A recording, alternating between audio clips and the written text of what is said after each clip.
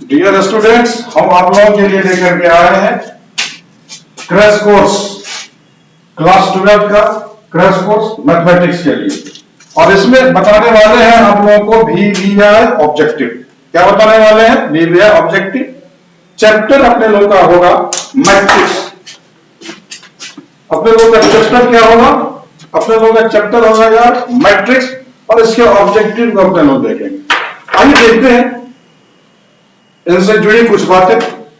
Matrix सबसे पहले कुछ पॉइंट्स है, कुछ नोट पॉइंट है जिसे हम लोग जान लेते हैं, समझ लेते हैं तो वो बेहतर ही होगा। देखिए मैट्रिक्स होता है राशियों का m रोज और m कॉलम्स में सजावट। छोटे से डेफिनेशन नहीं, सिर्फ एक इंफॉर्मेशन है इसके बारे में जानकारी। और शॉर्ट फॉर्म में मैट्रिक्स को लिखा जाता है A equals AIJ M cross N, है कि नहीं? ये लिखा जाता है। ये M जो होता है, यहां बताया गया है आपको, ये M जो है ये है नंबर ऑफ रोज और M को नंबर ऑफ कॉलम्स। मतलब रोज मतलब पंक्तियों की संख्या और स्तंभों की संख्या लिखा जाता है। AIJ जो है ये जो AIJ है इसे एलिमेंट कहा जाता है, एलिमेंट ऑफ मैट्रिक्स। और M क्रॉस M को ऑर्डर कहा जाता है।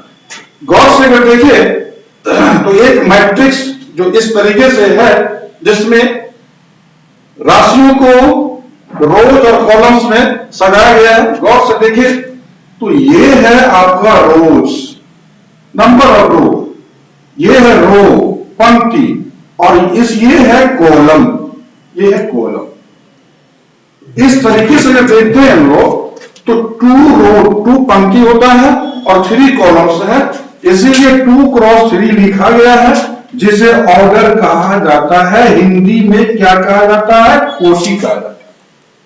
तो हिंदी में क्या कहा जाता है? कोटि। तो ये मैट्रिक्स के बारे में कुछ पॉइंट्स और हम अगर देखें इसमें, देखिए क्या है पॉइंट, कुछ पॉइंट्स अगर हम लोग देखें तो इंपॉर्टेंट टाइप्स ऑफ मैट्रिक्स में आते हैं। यहां देखते हैं नल या जीरो मैट्रिक्स, जानना जरूरी है। तो सिंपल शब्दों में हम लोग जानेंगे, डेफिनेशन नहीं है, सिर्फ इंफॉर्मेशन है। मैट्रिक्स जिसका एलिमेंट क्या होता है? जीरो, कोई भी मैट्रिक्स होगा। याद रहे माय डियर, याद रहे मैट्रिक्स संख्याओं का सजावट है, मैट्रिक्स संख्याओं का सजावट है, और उस सजावट का सारा एलिमेंट अगर जीरो हो जाए ना, जीरो हो जाए तो वो नल मैट्रिक्स या जीरो मैट्रिक्स कहलाता है। रेक्टेंगुलर मैट्रिक्स, कोई भी मैट्रिक्स रेक्टेंगुलर होता है यदि m does not equals n। ये कंसेप्ट याद रहे, नोटिस करना, ये कंसेप्ट अक्सर ऑब्जेक्टिव में पूछता है। थ्योरेटिकल जो सवाल होता है, थ्योरेटिकल ऑब्जेक्टिव जो होता है कुछ ऐसा ही होता है। आपको दे देगा कोई मैट्रिक्स और m cross m does not equals n कर देगा, तो बताइए कौन मैट्रिक्स है। तो हम लोग इसे सेलेक्ट करेंगे रेक्टेंगुलर मैट्रिक्स में। वर्गाकार अवयव स्क्वायर मैट्रिक्स, स्क्वायर मैट्रिक्स, कोई भी मैट्रिक्स स्क्वायर मैट्रिक्स कहलाता है यदि m इक्वल्स n होता है। अब आता है अपने लोगों को विकर्ण आव्यूह। क्या आता है? विकर्ण आव्यूह स्क्वायर मैट्रिक्स। क्या आता है? Square matrix. देखिएगा स्क्वायर मैट्रिक्स, कोई भी मैट्रिक्स स्क्वायर मैट्रिक्स होता है, वह स्क्वायर मैट्रिक्स होता है। विकर्ण आव्यूह एक स्क्वायर मैट्रिक्स होता है जिसमें विकर्ण अवयव के अलावा बाकी एलिमेंट क्या होता है? जीरो। और से देखिएगा स्क्वायर मैट्रिक्स होता है, विकर्ण अवयव क्या होता है?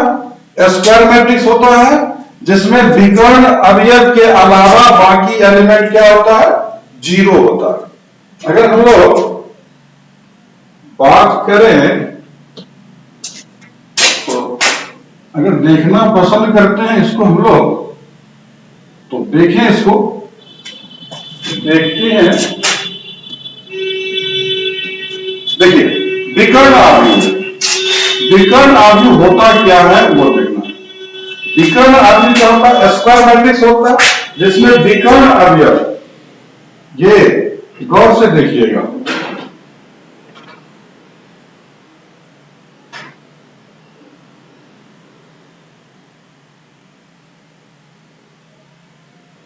गौर से देखिएगा, ये जो आपके सामने मैट्रिक्स है, ये मैट्रिक्स में इसको डायगोनल करते हैं, विकर्ण इसी को करते हैं। क्या करते हैं इसे? विकर्ण, विकर्ण करते हैं। विकर्ण के अलावा बाकी सारे अगर जीरो हो जाए तो उसे हम लोग क्या करते हैं? विकर्ण अवयव करते हैं। सबसे फोकस हम लोगों को इस पर देना, आइडेंटिटी या यूनिट मैट्रिक्स पर। स्क्वायर मैट्रिक्स होता है जिसमें विकर्ण अवयव क्या होता है? इकाई होता है और बाकी सारे क्या हो जाता है? जीरो हो जाता है। मतलब डायगोनल एलिमेंट्स जो होता है वह क्या होता है? डायगोनल एलिमेंट्स या डायगोनल एलिमेंट्स जो होता है, डायगोनल एलिमेंट्स, ये डायगोनल एलिमेंट्स है। तो डायगोनल एलिमेंट्स जो होता है, डायगोनल एलिमेंट्स, वह इकाई होना चाहिए, इकाई। अगर ऐसा होता है तो ये फिर आपका आइडेंटिटी मैट्रिक्स होता है। कौन मैट्रिक्स होता है? Identity matrix. ये है अदिश अवयव, इसको भी नोटिस कर लेते हैं हम लोग। अदिश अवयव, अदिश अवयव विकर्ण अवयव होता है, ये भी, जिसका विकर्ण अवयव क्या होता है? समान होता है। विकर्ण अवयव क्या होता है? समान होता है, सेम होता है। जैसे 1 1 1 हो तो सेम हो गया। अगर यहीं पर ये के कुछ भी आ जाए ना, जोड़ी में जो 1 हो तो भी 1 के अलावा कुछ और हो, लेकिन याद रहे जो विकर्ण एलिमेंट जो होता है, डायगोनल एलिमेंट जो होता है, वह क्या होना चाहिए? सेम होना चाहिए। तो वो हो जाता है अदिश अवयव। और ये परिवर्त अवयव, ट्रांसपोज मैट्रिक्स, कोई मैट्रिक्स है, रो और कॉलम को अगर हम बदल देते हैं तो वह ट्रांसपोज मैट्रिक्स कहलाता है। अगर कोई मैट्रिक्स ए है तो ध्यान दीजिएगा उसके ट्रांसपोज को ए डैश या फिर ए पर अपर सफिक्स टी, इन सिंबल से हम लोग इसे रिप्रेजेंट करते हैं। ख्याल रखिएगा, आसान सा चीज है, कोई भारी चीज नहीं है। और देखिए यहां आ गए हम लोग, तो ये है ट्रांसपोज, सॉरी ये गलत है, ये है ए बी, ट्रांसपोज का सिंबल ये होता है, ये देखिए, ये ऑब्जेक्टिव में काम आएगा। अक्सर ऑब्जेक्टिव पूछता है, कंसेप्ट, ट्रांसपोज कंसेप्ट से ऑब्जेक्टिव पूछता है। आपको दे देगा जो ए इंटू बी के होल का ट्रांसपोज इक्वल्स क्या होगा, 4 ऑप्शन रहेगा, उसमें ये b transpose into a transpose हम लोग चुनेंगे और ऐसा ऑब्जेक्टिव में आएगा, हम लोग देखेंगे।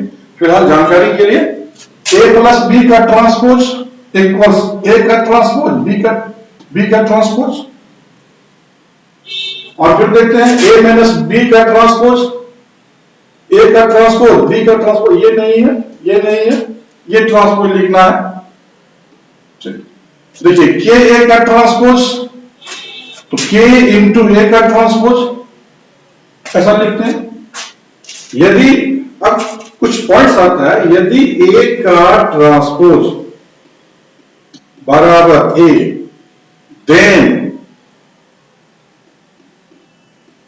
मतलब तब, then it is symmetric matrix, यह कहलाता है सममित अवयव। नोट कीजिएगा या आप इसका स्क्रीनशॉट भी ले सकते हैं। देखिएगा ये जो कंसेप्ट है बेशक आपके ऑब्जेक्टिव के लिए है और ऑब्जेक्टिव में हेल्प करेगा आपको। वहीं पर देखिए, यदि ए का ट्रांसपोज इक्वल्स माइनस है, ए का ट्रांसपोज इक्वल्स माइनस है, then it is skew symmetric matrix, विषम सममित अवयव कहलाता है। क्या कहलाता है? विषम सममित अवयव कहलाता है, विषम सममित अवयव कहलाता है। और हाँ, इसे एलिमेंट में भी लिख सकते हैं, या तो मैट्रिक्स कंसेप्ट में ऐसे होगा A transpose equals a, element में होगा ए आई जे इक्वल्स ए जे आई, क्योंकि रो और कॉलम में इंटरचेंज होता है। यहां पर क्या सेम कंसेप्ट है लेकिन निगेटिव ऑफ है, ऋणात्मक है। और किसी मैट्रिक्स के ट्रांसपोज और उस मैट्रिक्स का प्रोडक्ट यदि आइडेंटिटी मैट्रिक्स हो जाए, दिस इज आइडेंटिटी मैट्रिक्स, यदि आइडेंटिटी मैट्रिक्स हो जाए तब जो है वह कहलाता है ऑर्थोगोनल मैट्रिक्स। क्या कहलाता है? Orthogonal matrix.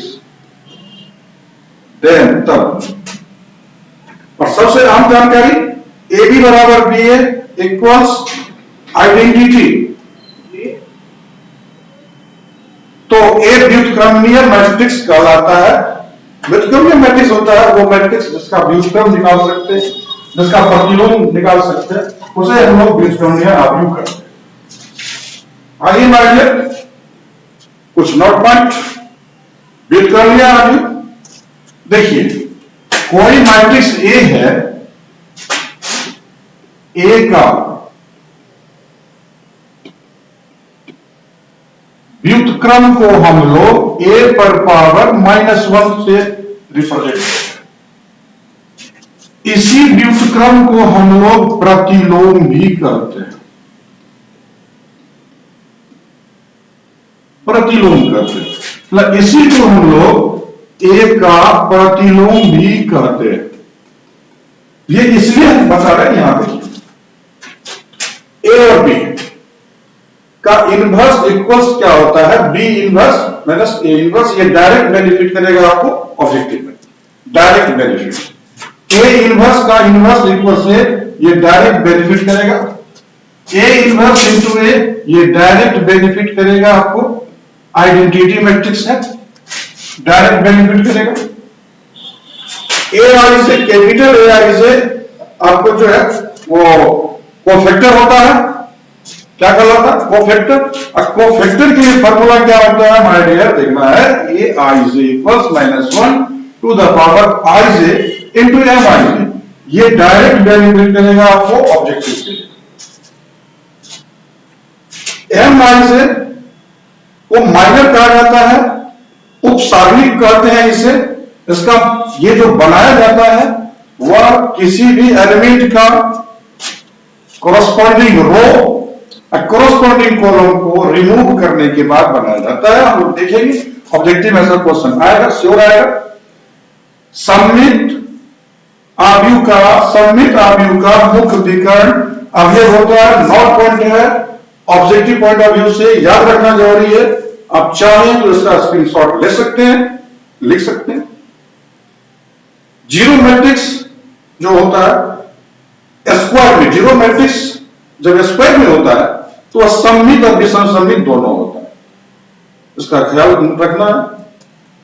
बाकी बात हम लोग आगे बढ़ते हैं और यहां देखते हैं अगर ए स्क्वायर मैट्रिक्स हो तो यहां जो है ए प्लस ए का ट्रांसपोज, ए प्लस ए का ट्रांसपोज सममित होता है, ए माइनस ए का ट्रांसपोज विषम सममित होता है। ए को सममित और विषम सममित के रूप में हम लोग ऐसे लिखते हैं। आगे बढ़े तो अब आ गए हम लोग इतना 9 पॉइंट जानने के बाद, कुछ छोटी छोटी जानकारी सॉल्व कर देने के बाद हम लोग आ गए अब ऑब्जेक्टिव में। पहली नंबर का सवाल आपके सामने अब जो है सो देखिए क्या ये है आपका मैट्रिक्स।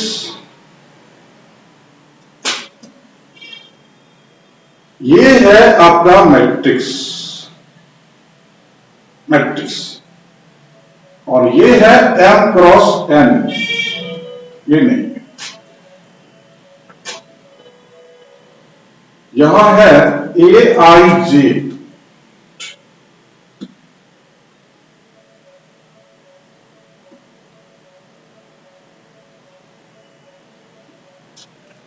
ये है ए आई जे और ये m क्रॉस n है, एक वर्ग आव्यूह है। कहता है 4 ऑप्शन अपने लोगों के सामने है। कहता है ये मैट्रिक्स ए वर्ग आव्यूह होगा, कब होगा? तो ये 4 ऑप्शन है। वर्ग आव्यूह के लिए शर्तें क्या है ये जानना जरूरी होता है। तो देखो मैंने बताया, जब नोट में बता रहे थे वैसे जानकारी के लिए, वर्ग आव्यूह स्क्वायर मैट्रिक्स होता है जब किसी मैट्रिक्स का नंबर ऑफ रोज, मतलब पंक्तियों की संख्या, इक्वल होता है नंबर ऑफ कॉलम्स। मतलब नंबर ऑफ रोज व पंक्तियों की संख्या बराबर होता है स्तंभों की संख्या के बराबर। नंबर ऑफ रोज को m बोलते हैं my dear, number of columns को n बोलते हैं। अगर ऐसा होता है तो मैट्रिक्स स्क्वायर मैट्रिक्स कहा जाता है। अगर हम लोग इस कंसेप्ट को जानते हैं तो फिर यहां ऑप्शन चुनना आसान है और हम लोग ऑप्शन चुन सकते हैं जी। तो इस हिसाब से ये नहीं होगा, ये नहीं होगा और ऑप्शन ये होगा तो फिर ये नहीं होगा, तो अपने लोगों का ऑप्शन आ गया। और बहुत इजी, आसान। और ये क्वेश्चन ऐसा क्वेश्चन पूछता है, पूछा भी है। बेस्ट क्वेश्चन हम लोग लेते हैं। देखिए ये क्वेश्चन है, इसमें क्या है, इस क्वेश्चन में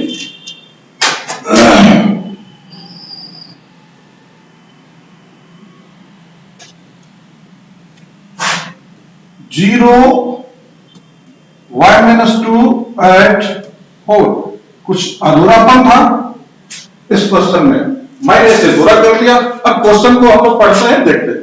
कहता है x तथा y के प्रदत्त दिया गया किन मानों के लिए आव्यूहों के निम्नलिखित युग्म समान है। युग्म, ये मैट्रिक्स और ये मैट्रिक्स, दो मैट्रिक्स एक साथ दिया है, तो इससे जब 2 का सेंस होता है तो उसे पेयर कहा जाता है, युग्म कहा जाता है। तो ये मैट्रिक्स का युग्म है, लेकिन नोटिस करना, युग्म ये समान है। अगर ऐसा है तो कहता है कि इसमें कौन मान सूट करता है। तो देखिए, क्योंकि युग्म समान है, इस युग्म को हम बराबर कर देते हैं। सॉल्व करके देखते हैं, चलिए सॉल्व करते हैं, देखना। देखिए इक्वल मैट्रिक्स कंसेप्ट में कॉरस्पॉन्डिंग एलिमेंट, संगत अवयव दोनों मैट्रिक्स का बराबर होगा। इस नजरिए से अगर देखें तो 3x + 7 बराबर, मतलब इस मैट्रिक्स में 3x + 7, इस मैट्रिक्स में 0 बराबर होगा।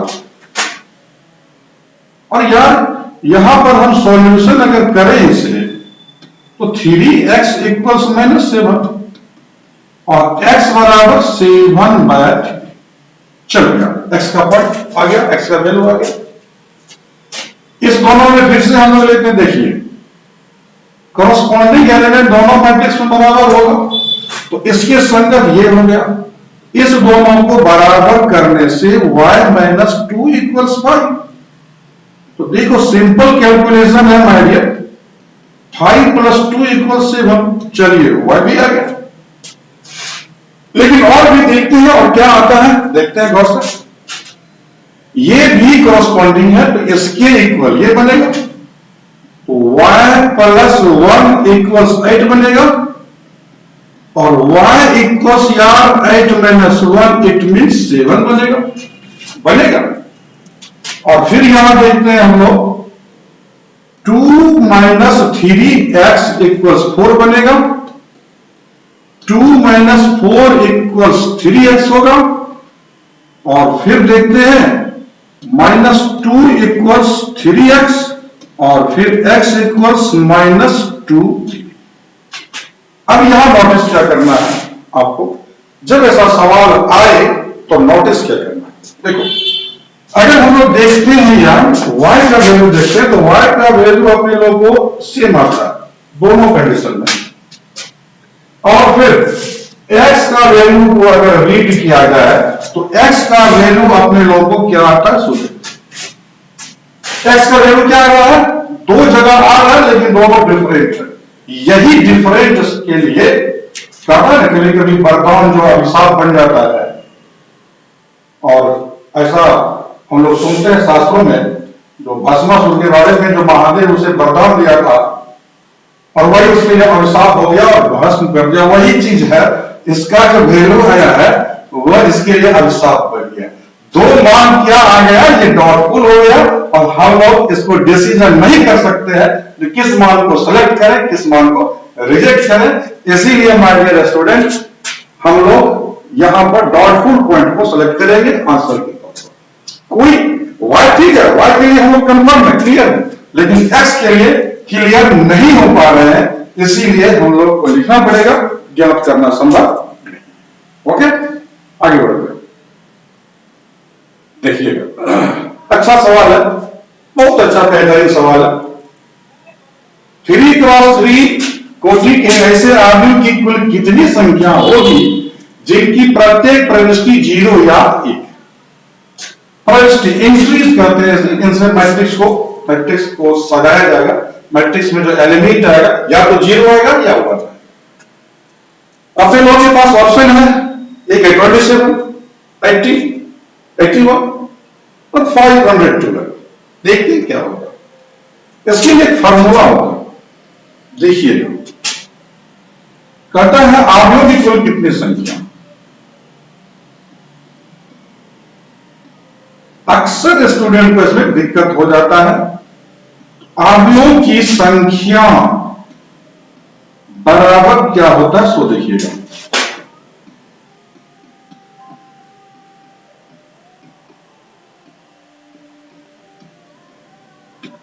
प्रविष्टियों की संख्या क्या हो जाएगा? प्रविष्टियों की संख्या टू द पावर ऑर्डर, जिसे हम लोग क्या बोलते हैं जी, कोटि। अगर इस हिसाब से देखें तो प्रविष्टि की संख्या क्या है? एक और एक, दो ठो एंट्री आया है। और कोटि कितना है, गौर से देखिए, 3x3। तो कोटि को लिखना है 3x3, 2 टू दी पावर 9, और ये अगर कैलकुलेशन करें तो 512। This is your answer.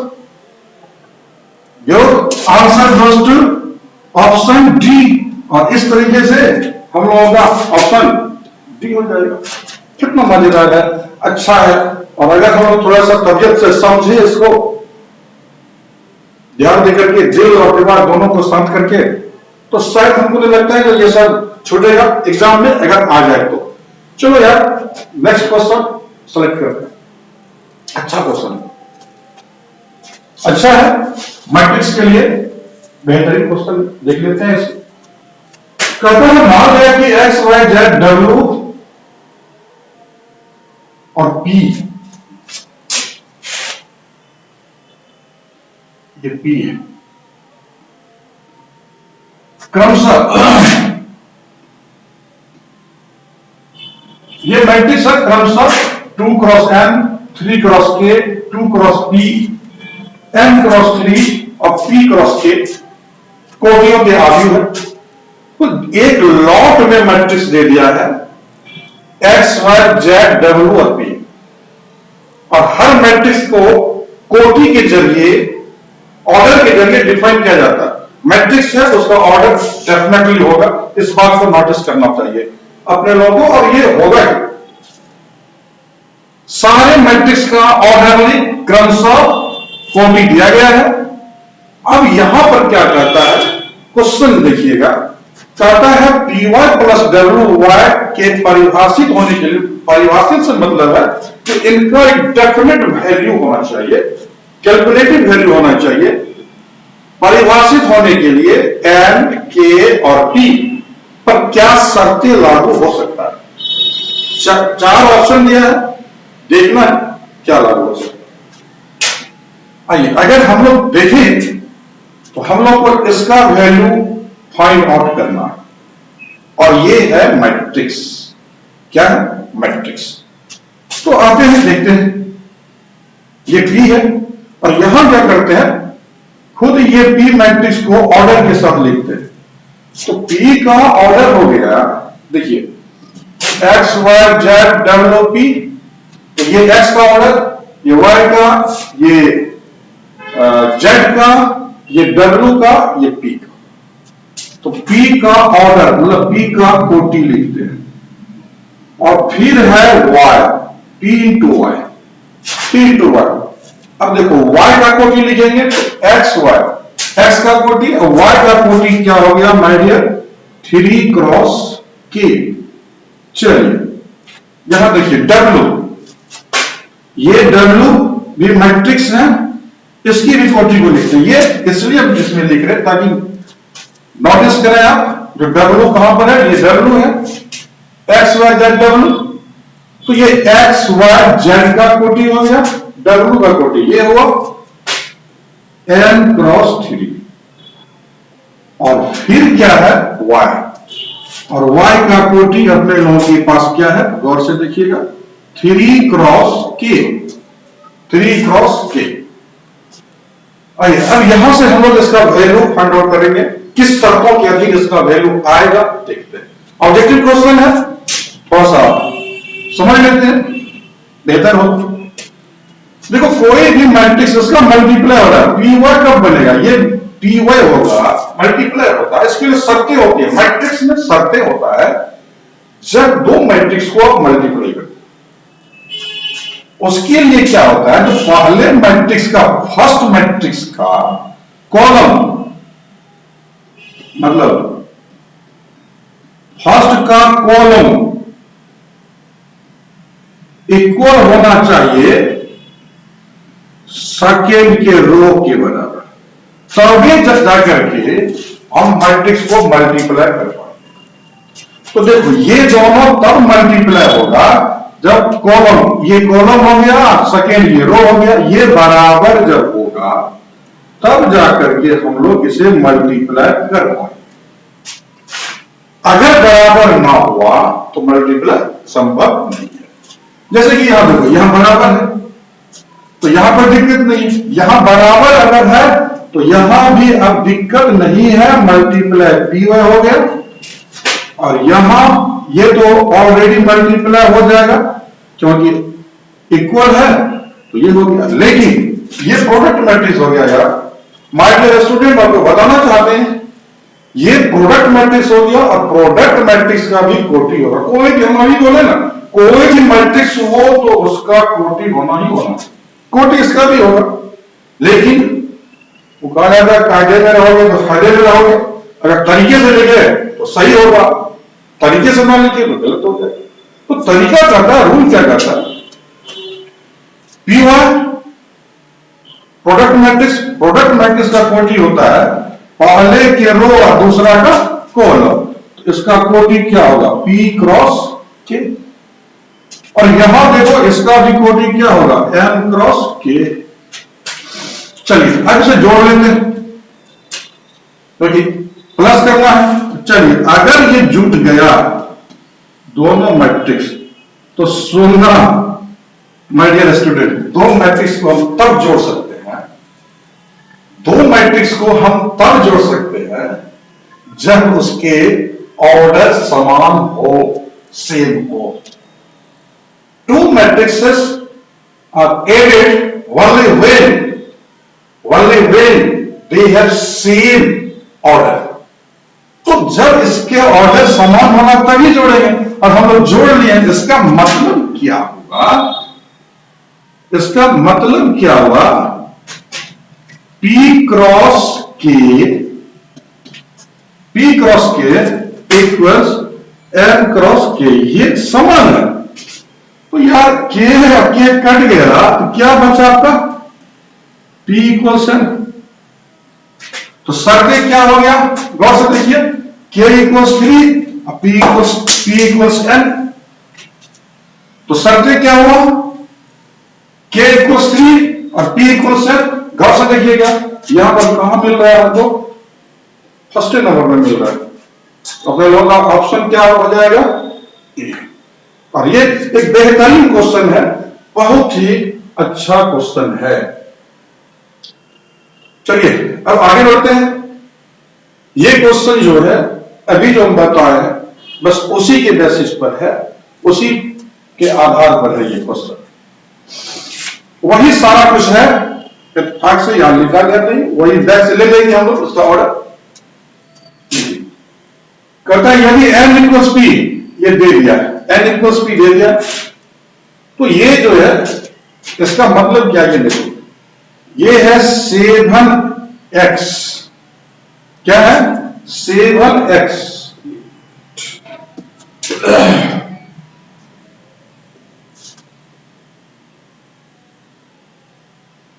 ये है 7x माइनस 5,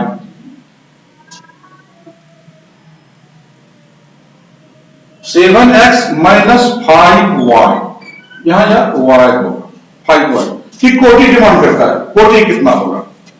तो यहां देखते हैं हम लोग क्या करते हैं 7x, तो 7x जो है इसका कोटि वही होगा जो प्रीवियस में x का दिया है, माइनस 5y का कोटि वही होगा जो प्रीवियस में दिया हुआ है। और देखते हैं प्रीवियस में क्या था वह देखते हैं, x का कोटि क्या है तो देखते हैं 2 क्रॉस n, 2 क्रॉस n, और y का कोटि 3 क्रॉस k, 2 क्रॉस n और 3 cross k, 2 cross n 3 cross k। देखिए अगर इसको हम लोग कैलकुलेशन कर पा रहे हैं, कैलकुलेशन कर पा रहे हैं तो यह तभी संभव है जब इसका कोटि 2 क्रॉस n होगा या फिर 3 क्रॉस k। क्या बोले थे, दो मैट्रिक्स को हम लोग जोड़ सकते हैं, तब ये दो मैट्रिक्स को जोड़ सकते हैं यदि उसका ऑर्डर समान हो, दो मैट्रिक्स को तब ये घटा सकते हैं जब उसका ऑर्डर समान हो। तो या तो ये होगा ये होगा। अपने लोग देखते हैं ऑप्शन में हम लोगों को क्या मिल रहा है, या क्लियर कट मिल रहा है 2 क्रॉस n। तो अपने लोग आंसर क्या हो जाएगा 2 क्रॉस n। अच्छा क्वेश्चन है, मजेदार क्वेश्चन है। चलिए आगे बढ़ते हैं हम लोग और अगला क्वेश्चन सेलेक्ट करते हैं। देखो क्वेश्चन में पढ़ लेते हैं, समझिएगा। यदि a तथा b समान कोटि के सममित आव्यूह हो, सममित आव्यूह है, तो ab माइनस ba, एक ab माइनस ba एक सममित आव्यूह है, सॉरी विषम सममित आव्यूह है, सममित आव्यूह है, शून्य आव्यूह है, तत्समक आव्यूह। अब इसमें से अपने लोगों को ऑप्शन ढूंढना है, दिया गया तो आपको बता दें, समझना है। और आज के बाद इस टाइप का क्वेश्चन अगर कहीं पूछेगा ना, आंख बंद भी रहेगी तो आप लोग इसका करेक्ट आंसर कीजिएगा, ये हम कहते हैं। इसीलिए बातों को बढ़िया से समझ लीजिए जो बात बोल। देखो इस टाइप का क्वेश्चन बोर्ड एग्जाम में पूछा है, पूछता भी है, इसीलिए आपको मेरे ख्याल से समझना तो चाहिए ही। ऑप्शन आएगा, अगर दो मैट्रिक्स हो तो याद रखिएगा ए बी प्लस बी ए अगर होगा, दोनों मैट्रिक्स स्क्वायर होना चाहिए। तो अगर ए बी प्लस बी ए होगा तो यार इसको हम लोग कहेंगे सममित आव्यूह। क्या कहेंगे बाबू, सममित। प्लस चिन्हों के साथ आएगा तो सममित, और यही चीज अगर माइनस चिन्हों के साथ आया, माइनस चिन्हों के साथ आया तो हम लोग इसे क्या कहेंगे, विषम सममित कहेंगे। तो अब हम कहें आंसर कि आप लोग कहें, शायद हो गया होगा आंसर। जो क्या कहना है डिसीजन कर लिए होंगे, क्योंकि यहां पर है माइनस और अपने लोग को चुनना है माइनस वाले कंडीशन में क्या चुनते हैं, विषम सममित। एकदम यही दो पॉइंट याद रखना। प्लस वाले कंडीशन के साथ अगर आएगा तो सममित। एक बार बोल देते हैं इसको फिर से, सममित को हम लोग इंग्लिश में सिमेट्रिक मैट्रिक्स बोलते हैं और विषम सममित को एस्क्यू सिमेट्रिक मैट्रिक्स बोलते हैं। तो प्लस चिन्हों के साथ आएगा तो सममित, माइनस चिन्हों के साथ आएगा तो विषम सममित, इट मींस एस्क्यू सिमेट्रिक। और अपने लोगों के पास आया है विषम सममित के रूप में माइनस चिन्हों के साथ, तो ऑप्शन ये हो गया। नेक्स्ट प्रॉब्लम देखिए, बहुत मजेदार क्वेश्चन है ये, अच्छा क्वेश्चन है, एग्जामों में पूछता है, अच्छा क्वेश्चन है, बहुत अच्छा क्वेश्चन है। देखो ये यार, ये वन नहीं है, ये है आइडेंटिटी मैट्रिक्स, ये है आइडेंटिटी मैट्रिक्स। आई है, आई बेहतरीन क्वेश्चन है, पूछता है एग्जामों में। और बिलीव मी, मैं जो भी क्वेश्चन आप लोगों के साथ लेकर के आया हूं, तो जो भी क्वेश्चन है वह बिल्कुल एग्जामिनेशन पॉइंट ऑफ व्यू से है। अगर एग्जाम में मैट्रिक्स से कोई क्वेश्चन रहेगा तो जितना आपके सामने मैं क्रैश कोर्स में लेकर के आ रहा हूं उसी में से ही रहेगा। इसीलिए हर एक क्वेश्चन जरूरी होता है आपके एग्जामिनेशन पॉइंट ऑफ व्यू से, वो भी 2025 के लिए, 2025 एग्जाम के लिए, 12th board exam, Bihar board intermediate का। तो इसलिए बेफिक्र रहें और क्वेश्चन को ढंग से देखें। क्या देखिए, ये मैट्रिक्स है और ये ट्रांसपोज है। इसके बारे में जब हम आज स्टार्ट किए तो कुछ 9 पॉइंट्स आपके सामने रखिए। उसमें एक ट्रांसपोज भी आया था, जहां पर हमने जिक्र किया आप लोगों के साथ, जो ट्रांसपोज जो होता है ना, वो रो और कॉलम को जब अपने लोग इंटरचेंज कर देते हैं। इंटरचेंज मतलब हुआ आपस में अदल, मतलब आप सीट चेंज होना, आपस में बदल जाना। तो मैट्रिक्स में और क्या, एक रो होता है, एक कॉलम होता है, तो चेंज होगा, इंटरचेंज होगा, तो रो कॉलम बन जाएगा, कॉलम रो बन जाएगा, तब जाकर के अपने लोगों को मिल जाता है ट्रांसपोज। इस दोनों का सम, देखिए सवाल लेते हैं, देखते हैं, शुरू करते हैं। देखिए ए अपने लोगों के पास दिया हुआ, ए लिख दिया। ए है क्या, cos alpha minus sine alpha, sine alpha cos alpha. और यहां देखते हैं ट्रांसपोज क्या है। यस, अब यहां पर इसी के बहाने, इसी सवाल को सॉल्व करने के बहाने ट्रांसपोज भी सिखा देंगे आप लोगों को। तो इसलिए ट्रांसपोज सीखिए तो लीजिएगा। देखिए क्या है, ये हुआ रो। देखो यार, इसको रो बोलते हैं। अक्सर स्टूडेंट जानता है, हो सकता है कुछ स्टूडेंट नहीं जानता, जो गांव देहात में है और शायद किसी न किसी कारणवश इन चैप्टर से रूबरू नहीं हुआ है, या फिर मिस माइंड भी हो सकता है, तो उनके लिए एक बार फिर से हम माइंड कर सकते हैं। ये रो होता है, इस रो को क्या करना है, चेंज करना है। तो रो को, ये रो हो बड़ी रेखा में रो, इसी को हम घुमा देंगे खाली रेखा, तो कॉलम बन जाता है। कैसे, देखिए हम बनाते हैं, घुमा करके cos alpha minus sine alpha, second row ये है, ये पहली रो, ये दूसरी रो। तो इस रो को घुमाते हैं यहां, अब देखते हैं ये कॉस अल्फा, काम अपने लोग को हो गया फाइनल, ये हो गया। और ये है आइडेंटिटी जो बोले ना, तो 2 क्रॉस 2 आइडेंटिटी के बारे में याद कीजिए, हमने बताए थे, अभी नॉट पॉइंट में बताए थे।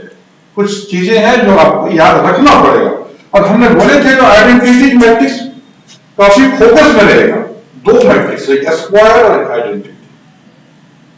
आइडेंटिटी के बारे में याद कीजिए, क्या बोले थे, जिसका डायगोनल एलिमेंट 1 हो, बाकी सारे 0। तो देखो, डायगोनल एलिमेंट 1 और बाकी सारे 0, क्योंकि 2 क्रॉस 2 में ही लिखना है, यहां दे दिया कंफर्म, और मैट्रिक्स भी 2 क्रॉस 2 में, इसीलिए आइडेंटिटी भी 2 क्रॉस 2 में। आइए, मैट्रिक्स का एडिशन यहां पर प्लस, मैट्रिक्स का सम क्या होता है, जब 2 मैट्रिक्स को जोड़ते हैं तो संगत अवयवों को जोड़ते हैं, मतलब इसके कॉरस्पॉन्डिंग ये हो गया।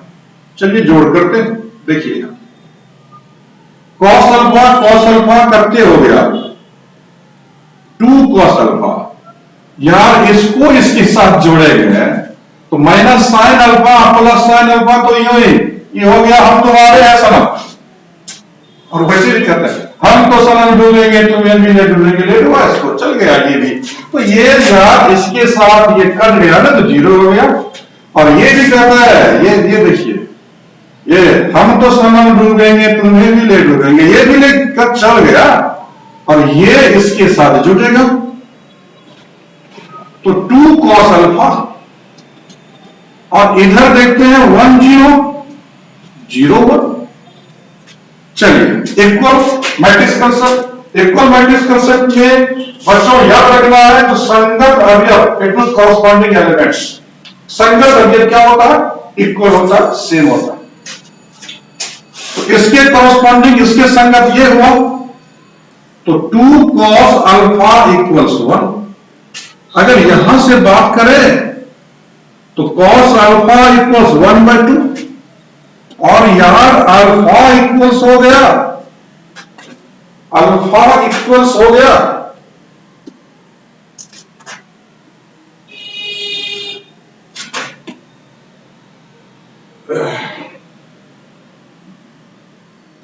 और अल्फा इक्वल्स हो गया यार, अल्फा इक्वल्स हो गया cos इनवर्स 1/2।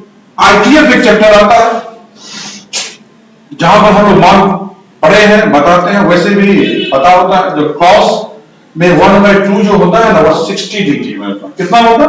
60 डिग्री। 60 डिग्री को π/3 कहा जाता है। तो आईटीएफ में cos इनवर्स 1/2 का जो वैल्यू होता है वो π/3। और इस हिसाब से जब π/3 हुआ तो अपने लोगों के पास ये 4 ऑप्शन है माय डियर स्टूडेंट।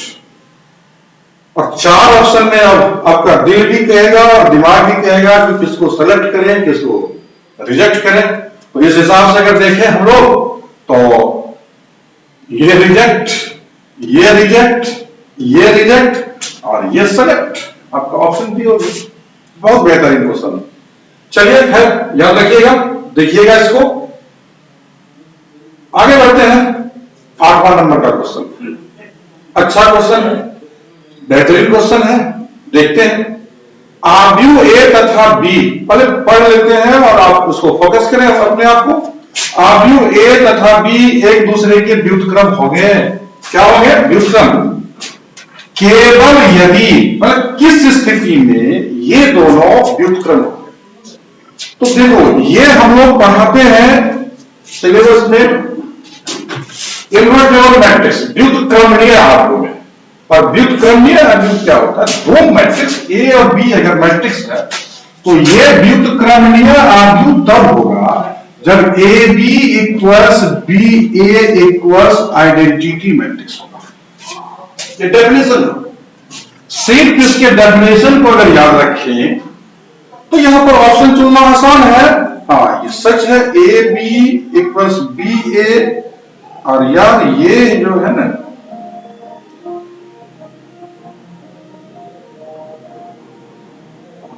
ये आइडेंटिटी, यहां सुधार कर लेना या फिर एक मिनट यहां पर हम लोग थोड़ा सुधार कर देते हैं, ये रहने देते हैं और यहां पर सुधार कर देते हैं, ये थोड़ा सुधार कर लेंगे। तो देखिए इस हिसाब से अगर चले हम लोग तो अपने लोग का ये ऑप्शन नहीं, ये ऑप्शन नहीं, ये ऑप्शन नहीं, ऑप्शन नंबर ये करेक्ट। चलिए अगला क्वेश्चन लेते हैं हम लोग और ये 9वां क्वेश्चन है। क्या क्वेश्चन है? 9वां क्वेश्चन। ये यार आइडेंटिटी मैट्रिक्स है। कौन मैट्रिक्स है? Identity matrix. ये 1 लिख दिया, आइडेंटिटी मैट्रिक्स। देखिए सवाल देखिए, यदि a बराबर alpha beta gamma minus alpha इस प्रकार है कि ए स्क्वायर इक्वल्स आइडेंटिटी, तो इसमें से कौन ऑप्शन सही होगा? 4 ऑप्शन है।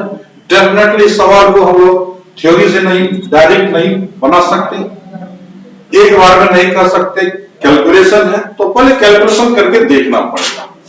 ए स्क्वायर है तो यार ए स्क्वायर का मतलब होता है ए गुना ए, दो मैट्रिक्स को गुना कर लेना। इसका मतलब क्या हो गया? ये है आइडेंटिटी। ए मैट्रिक्स अपने लोगों के पास है और ये है alpha beta gamma minus alpha, और ये भी है यार alpha beta gamma minus alpha. और ये आइडेंटिटी याद है, अभी अभी मैंने आइडेंटिटी के बारे में जिक्र किया था। आइडेंटिटी वो मैट्रिक्स होता है, आइडेंटिटी वो मैट्रिक्स, आइडेंटिटी वो मैट्रिक्स होता है। एक मिनट,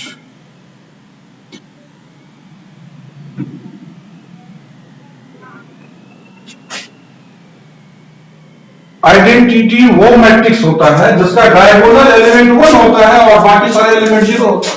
तो चलिए अब मल्टीप्लाई प्रोडक्ट ऑफ मैट्रिक्स, उम्मीद करते हैं कि आप लोगों को मैट्रिक्स का गुना आता होगा, प्रोडक्ट आता होगा। फिर भी अगर दिक्कत हो तो माय डियर स्टूडेंट दिल और दिमाग शांत करके देखिएगा तो शायद समझ जाइएगा।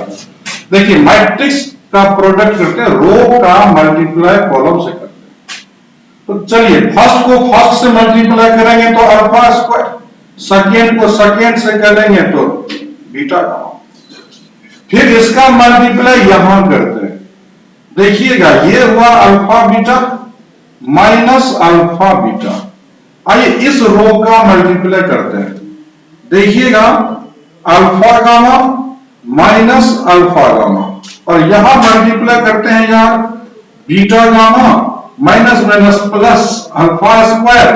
कुछ तो पिक्चर आप लोगों को क्लियर आता होगा, पिक्चर आप लोगों को क्लियर आता होगा। देखिए 1 0 0 1, और यहां देखिए क्या क्या आ रहा है, क्लियर? हाँ देखिए ये हम तुम्हारे हैं सनम, ये भी हम तुम्हारे हैं सनम, चल गया। अब आपके पास बचा क्या, देखिएगा कॉरस्पॉन्डिंग एलिमेंट्स बराबर होते हैं। देखिए इसके कॉरस्पॉन्डिंग ये हुआ, तो हम लोग लिख सकते हैं यार यहां पर 1 equals alpha square plus beta gamma. गौर से देखें, इसको लेफ्ट में लाते हैं तो लेफ्ट में लाने पर जब हम लोग लेफ्ट में लाते हैं, जब लेफ्ट में लाते हैं, लेफ्ट में लाने पर लेफ्ट में ले आए तो ये गामा हो गया, इधर बचा 0। जब लेफ्ट में आएगा तो साइन चेंज होगा, तो साइन चेंज होगा तो अल्फा प्लस में, लेफ्ट में आएगा तो माइनस बनेगा। बीटा गामा प्लस में था, लेफ्ट में आया तो माइनस बना। अब इस हिसाब से अपने लोगों का यहां पर ऑप्शन दिया है और देख सकते हैं ऑप्शन कौन चुने अपने लोग। इस हिसाब से आपका ए नंबर तो नहीं बनेगा, बी नंबर भी नहीं बनेगा, आपका ऑप्शन सी बनेगा, डी भी नहीं बनेगा। इस तरीके से अपने लोग का ऑप्शन सी हो गया। मजेदार क्वेश्चन है यार, सिर्फ देखना है, बढ़िया से समझना है। चलिए हम लोग अगला क्वेश्चन लेते हैं, और अगला क्वेश्चन है 10वें नंबर का क्वेश्चन, 10 नंबर का क्वेश्चन। देखिए ये फिर अभी जब हम 9 पॉइंट्स आपको बता रहे थे तो कुछ बेवियर पॉइंट्स था जिसका हमने जिक्र किया था आपके साथ, और जिक्र इसलिए किए ताकि ऑब्जेक्टिव में उसका बहुत ज्यादा इस्तेमाल करना आता है। या तो कैलकुलेशन में आ जाएगा या फिर जो है थ्योरी में आ जाएगा, डायरेक्ट थ्योरी से भी ऑब्जेक्टिव आता है। तो उस हिसाब से कुछ जानकारियां मैंने आप लोगों के साथ शेयर किया, तो कोशिश ये रखना है कि वो सारे जानकारी को आप अपने तरीके से उसको याद कर लीजिएगा। जितना ज्यादा याद रहेगा उतना आप बेनिफिट में रहेंगे। बाकी समझदार आप हैं, अपने हिसाब से समझ जरूर लीजिएगा।